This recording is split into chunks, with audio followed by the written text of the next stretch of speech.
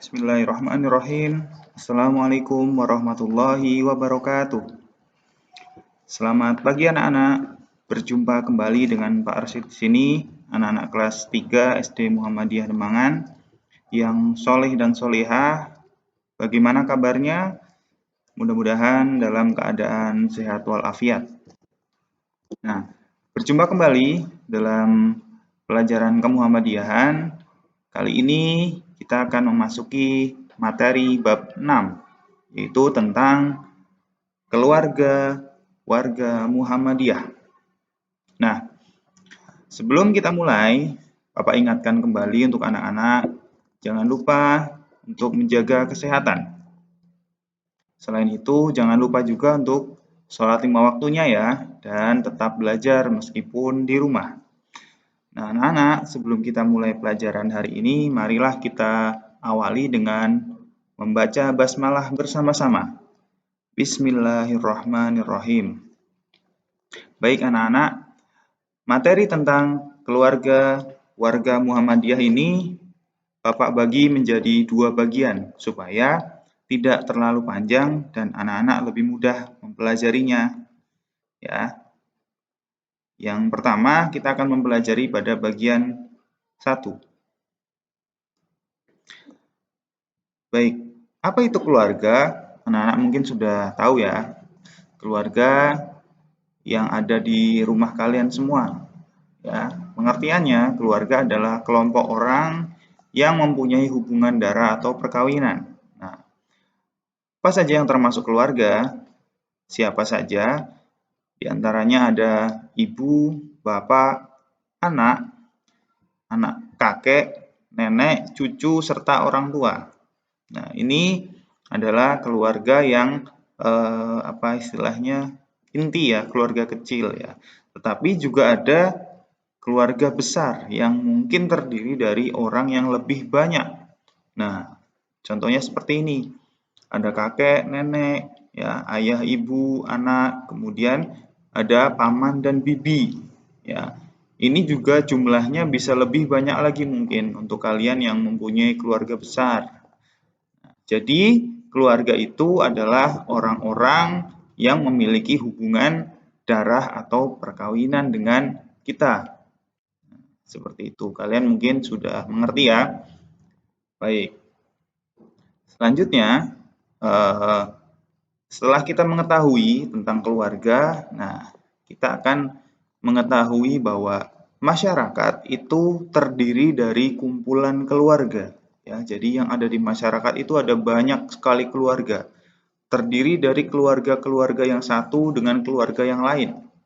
Nah, di sini yang akan kita soroti adalah bagaimana keluarga itu supaya menjadi baik.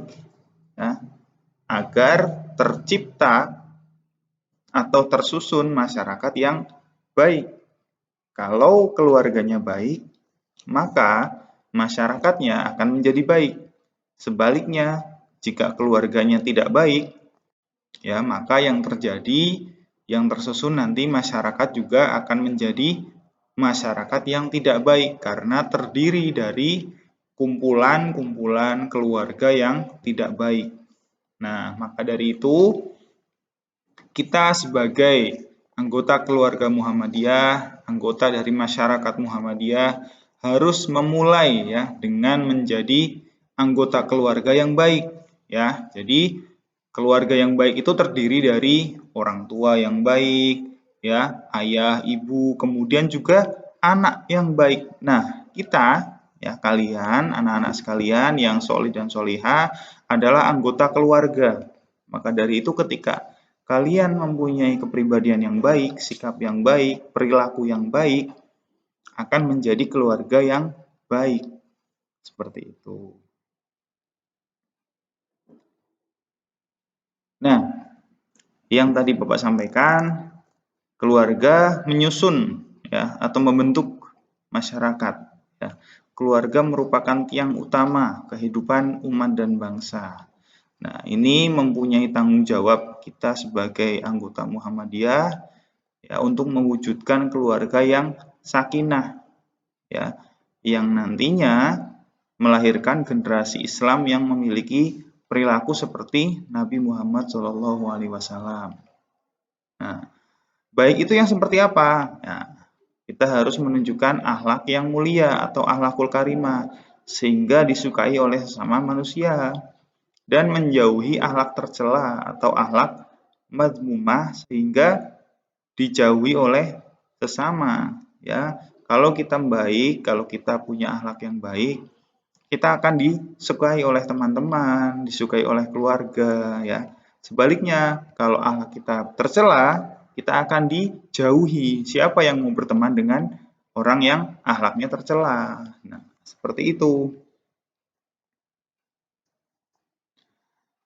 Baik, kemudian kita akan mengetahui keluarga yang baik atau keluarga Muhammadiyah yang baik, ya, yang punya akhlakul karimah itu seperti apa?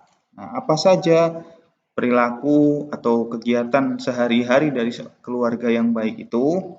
Yang pertama adalah rajin sholat berjamaah. Nah, ini adalah hal yang paling mudah untuk kita ketahui. Ya, sholat lima waktu ya, dalam satu hari ada 5 kali ya. Ini yang sholat wajib ya. Diusahakan untuk melakukan sholat berjamaah. Di mana melakukannya? Yang pertama tentu saja diutamakan di masjid atau musola ya. Tetapi jika tidak memungkinkan ya, kita juga bisa melakukannya di rumah ya, tetapi tetap sholat berjamaah. Nah, di situasi pandemi seperti sekarang ini, ya misalnya yang sholat berjamaah di musola atau di masjid, boleh atau tidak? Boleh, ya. Tetapi harus tetap menjaga protokol kesehatan. Dengan cara apa? Memakai masker, ya, kemudian mencuci tangan sebelum dan setelah melaksanakan sholat, ya. Kalau sebelumnya kita sudah berwudu, lebih bagus lagi jika juga dengan mencuci tangan dengan sabun dan juga setelah pulang dari musola atau masjid. Dan sebaiknya untuk sementara waktu kita tidak perlu untuk bersalaman dulu dengan jamaah yang lain ya, demi untuk menjaga kesehatan kita ya. Nah, bagaimana dengan yang sholat di rumah? Bagaimana Pak? Boleh atau tidak? Boleh. Kenapa? Ya karena itu tadi, tidak semua orang bisa menjaga kesehatan dan kebersihannya. Jadi daripada takut misalnya keluar rumah, sholat di rumah saja boleh. Ya. Kalau di rumah silahkan sholat berjamaah dengan ayah ibu atau dengan kakak atau dengan adik. Boleh. Baik. Sholat berjamaah itu apa? Nah, mungkin anak-anak juga ada yang tahu apa itu sholat berjamaah? Ya, mungkin yang sudah baca buku kemarin ya. Ya, di buku sudah dijelaskan apa itu sholat berjamaah. Sholat berjamaah itu sebenarnya adalah persamaan dari kata bersama-sama atau jamaah. Jamaah itu bareng-bareng, seperti itu. Ya, sholat yang dilakukan secara bersama-sama. Paling sedikit terdiri dari 2 orang, minimal 2 orang. Yang satu menjadi imam, yang satu menjadi makmum. Nah, imam adalah orang yang memimpin sholat ya, biasanya berdiri di depan ya. Nah, makmum adalah orang yang mengikuti sholat berjamaah di belakang imam. Yang mengikuti di belakang namanya makmum. Nah, kemudian lawan dari atau kebalikan dari sholat berjamaah adalah sholat munfarid. Munfarid artinya sholat sendirian. Ya, jadi kalau sholat berdua atau lebih itu namanya sholat berjamaah, kalau sholatnya sendiri namanya sholat munfarid. Baik. Nah, sholat berjamaah ini sangat dianjurkan oleh Nabi Muhammad SAW. Ya, kalau sholat wajib itu hukumnya wajib ya, sholat itu hukumnya wajib. Kalau berjamaah hukumnya sunnah muakkad. Sunnah muakkad ini sangat dianjurkan. Ya, jadi Rasul itu sangat tidak suka kalau ada umatnya yang tidak berhalangan ya tidak ada halangan apa-apa tapi kok tidak sholat berjamaah. Jadi Nabi sangat menganjurkan. Nah, dalam hadis Nabi itu dijelaskan bahwa sholat berjamaah itu lebih baik atau lebih utama dari sholat sendirian. Nah, selisihnya adalah 27 derajat. Jadi kalau misalnya sholat sendiri itu dapat 1 derajat, kalau sholat berjamaah ya, dia akan mendapatkan 27 derajat. 27 kali lipat. Seperti itu. Nah, hadis Rasulullah SAW bunyinya sholatul jama'ati afdolu min sholatil fadzi bisab'in wa isrina darajatan. Artinya sholat berjamaah lebih utama 27 derajat dibandingkan sholat sendirian. Hadis riwayat Bukhari dan Muslim. Nah, ini dari Nabi sendiri ya yang menyampaikan perbedaannya. Jadi keutamaannya 27 derajat. Nah, 27 derajat itu berapa? Kita tidak tahu, hanya Allah yang tahu berapa itu 27 derajat. Tapi yang lebih baik 27 kali daripada sholat. Kalau sholat saja sudah baik, kalau sholat berjamaah berarti lebih baik lagi. Kemudian manfaat sholat berjamaah. Yang pertama jelas mendapatkan pahala yang berlipat. Berlipatnya berapa? Banyak sekali. Yang jelas kita melakukan sholat sesuatu yang diperintahkan Allah yaitu sholat wajib, apalagi berjamaah, itu pasti pahalanya berlipat ganda. Yang kedua mengikuti sunnah Nabi. Nah, Nabi ini selama hidupnya ini pasti melakukan sholat berjamaah. Hampir dipastikan melaksanakan sholat berjamaah karena pada saat beliau masih hidup, Nabi pasti menjadi imam. Menjadi imam. Nah, kecuali waktu beliau sedang sakit, ya, ketika beliau sudah hampir meninggal waktu itu sedang sakit. Nah, Nabi memerintahkan kepada sahabat Abu Bakar untuk menjadi imam menggantikan beliau. Ya, selanjutnya menjalin silaturahmi. Nah, ini karena kita sholatnya bersama-sama dengan orang lain, dengan saudara, dengan teman, dengan tetangga, ini akan membuat jalinan silaturahmi. Kita bertemu, ya, kita bertegur sapa seperti itu. Tetapi karena saat ini sedang pandemi ya, jadi tidak bisa saling bersalaman, saling berdekatan, itu tidak bisa dengan teman-teman, dengan saudara. Jadi tetap menjaga jarak. Yang keempat itu memupuk rasa setia kawan. Nah, bagaimana rasa setia kawan ini dipupuk dengan sholat berjamaah? Ya, karena kita melakukan sholat itu bersama-sama, gerakannya sama, ya. Jadi bareng seperti itu, merasa melaksanakan sesuatu itu bersama-sama, itu akan timbul rasa setia kawan. Selanjutnya, melatih taat kepada pemimpin. Nah, pemimpin di sini yang dimaksud adalah imam, ya.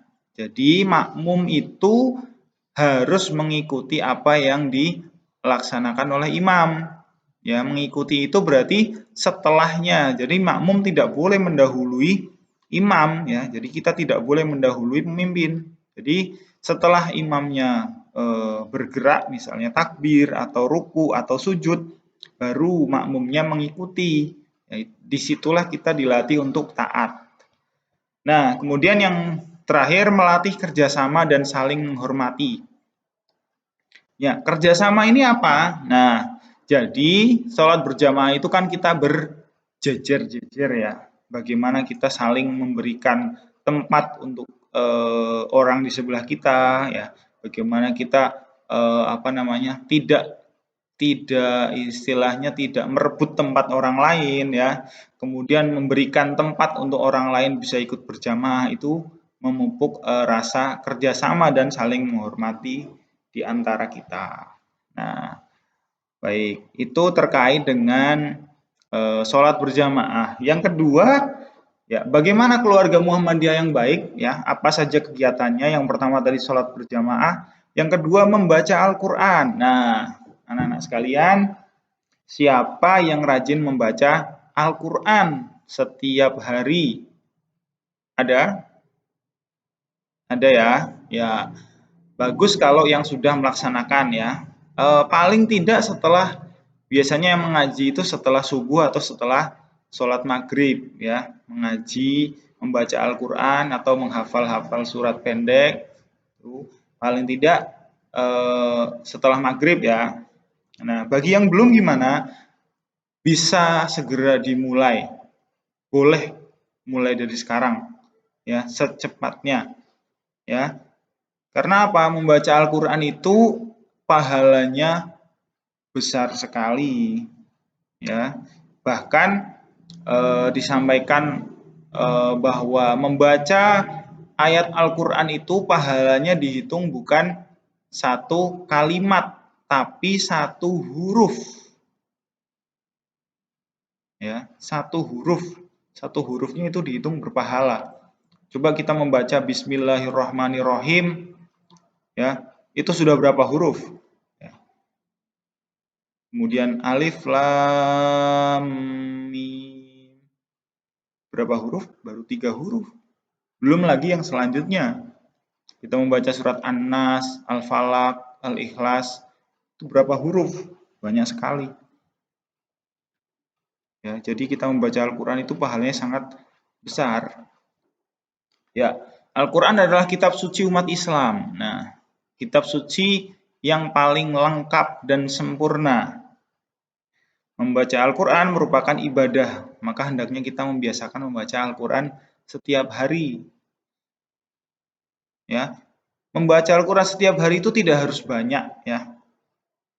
Bisa beberapa ayat saja tidak apa-apa. Beberapa surat pendek juga sudah bagus. Yang penting apa? Yang penting istiqomah. Yang penting berkelanjutan, rutin, rajin, daripada misalnya kita membaca Al-Quran 10 halaman. Banyak toh itu, hampir satu juz. Tapi sebulan sekali. Nah, itu lebih baik ya kita misalnya membaca 1 halaman atau setengah halaman tidak apa-apa, tetapi rutin. Ya. Jadi lebih bagus yang rutin. Ya, Nabi Shallallahu Alaihi Wasallam bersabda, Iqra'ul Qur'ana fa innahu ya'ti yaumal qiyamati syafi'an li ashabihi. Rajinlah membaca Al-Qur'an karena dia akan menjadi syafaat bagi penghafalnya di hari kiamat. Nah, ini selain keutamaannya tadi pahalanya besar, ya, dikatakan oleh Nabi bahwa Al-Qur'an nanti akan menolong orang yang menghafalnya, ya, menghafal dan membacanya. Ya. Di hari kiamat nanti. Ya, karena yang menolong kita nanti adalah amal perbuatan kita dan ibadahnya kita. Termasuk ibadah membaca Al-Qur'an. Ya, selanjutnya adalah tentang adab ketika membaca Al-Qur'an. Nah, kalau membaca Al-Qur'an kita harus bagaimana sih? Ya, yang baik itu bagaimana? Asal ambil aja atau bagaimana? Nah, yang pertama, badan dan pakaian harus bersih dan suci. Jadi sebelumnya anak-anak harus bersuci terlebih dahulu, yaitu dengan mengambil wudhu. Ya, dan pakaiannya pun juga harus bersih. Ya, bersih itu tidak harus baru ya, yang penting bersih. Nah, kemudian mengambil dengan tangan kanan terutama ya. Tidak boleh dengan tangan kiri. Kemudian pada tempat yang baik dan bersih, ini bisa di rumah, bisa di musola, bisa di ruang tamu. Yang penting tempatnya bersih ya. Kemudian membacanya dengan bacaan yang benar. Nah, ini membutuhkan ilmu. Ya, jadi tidak bisa sembarangan. Membaca Al-Qur'an itu harus dengan ilmu, namanya ilmu tajwid. Ilmu tajwid adalah tata cara atau ilmu yang mempelajari tata cara membaca Al-Qur'an yang baik dan benar. Jadi panjang pendeknya, berhentinya di mana, itu perlu dengan ilmu. ya. Mengawali dengan membaca ta'awudz, ya. Jadi membaca ta'awudz sebelum memulai, membaca a'udzubillahi minasyaitonirrajim. Nah, itu termasuk adab membaca Al-Qur'an. Nah, ini yang tadi Bapak sampaikan, membawa Al-Qur'an dengan tangan kanan. Dan yang terakhir mengakhiri dengan bacaan tasdik. Apa itu bacaan tasdik? Iya. Jadi mengucapkan kata Shadaqallahul azim. Nah, itu bacaan tasdik setelah selesai membaca Al-Qur'an. Nah,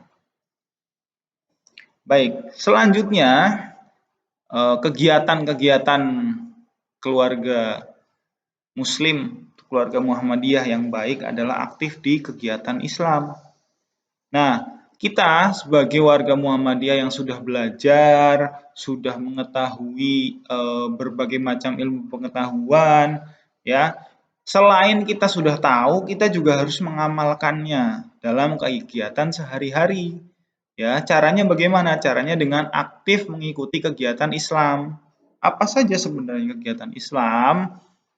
Ya, jadi sebelum kita mengetahui apa saja kegiatan Islam, ya ini tadi Bapak sampaikan, sebagai siswa Muhammadiyah harus memiliki semangat yang tinggi dalam menuntut ilmu. Selain kita bisa mengetahui, kita bisa pintar, kita juga bisa memberi manfaat pada orang lain. Nah, salah satunya untuk memberi manfaat pada orang lain adalah dengan aktif mengikuti kegiatan keislaman yang diselenggarakan di sekolah, masyarakat maupun di Persyarikatan Muhammadiyah. Nah, sekarang apa saja kegiatannya? Nah, yang pertama, kita sebagai warga Muhammadiyah harus sholat wajib dan sholat sunnah sebisa mungkin secara berjamaah, ya, di musola dan di masjid. Supaya apa? Supaya memberikan semangat kepada teman-teman yang lain, ya. Ketika kita sudah bisa, kita memberi semangat kepada yang lain bahwa dengan belajar kita pasti bisa. Bisa untuk melaksanakan sholat maupun membaca Al-Qur'an. Nah, yang kedua ini tadarus Al-Qur'an atau membaca Al-Qur'an. Ini bisa di rumah, bisa di musola atau bisa di sekolah. Nah, selanjutnya peringatan Hari Besar Islam. Apa saja itu? Banyak sekali. Salah satunya Hari Raya, Idul Adha, ya, Idul Fitri, ya, kemudian kegiatan selama bulan Ramadan, ya, termasuk pesantren Ramadan. Ini biasanya dilaksanakan di sekolah, ya.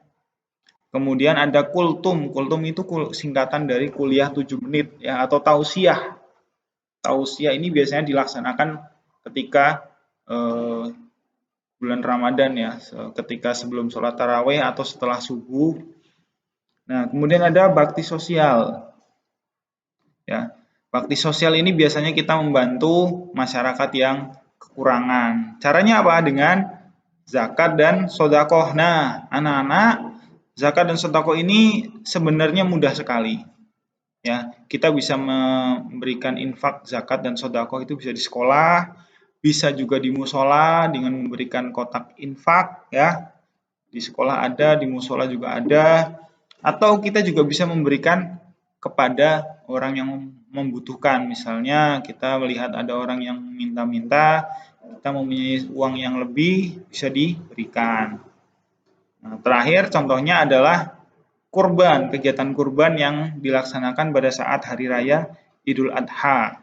Nah, mungkin kalau anak-anak semuanya karena masih kecil, ya, bisa dengan melihat dulu caranya. Ya, karena mungkin untuk membantu sementara bisa dilaksanakan oleh ayah atau bunda atau orang-orang yang sudah dewasa. Ya, anak-anak bisa dengan cara melihat dulu tidak apa-apa. Ya, jadi nanti bisa ketika nanti sudah besar bisa tahu seperti itu. Baik, Bapak kira cukup dulu untuk bagian 1. Jadi nanti anak-anak untuk bagian 2-nya nanti Bapak sampaikan untuk pertemuan yang akan datang. Begitu, terima kasih atas perhatiannya, ya. tetap semangat untuk belajar meskipun di rumah. Kemudian jangan lupa ibadahnya, sholat 5 waktu, tadarus Al-Quran, kemudian hafalan surat pendek juga jangan lupa, ya, supaya walaupun kita di rumah, aktivitas kita tetap positif. Seperti itu. Terima kasih. Kita tutup pelajaran hari ini dengan membaca hamdalah bersama-sama. Alhamdulillahirrabbilalamin. Assalamualaikum warahmatullahi wabarakatuh.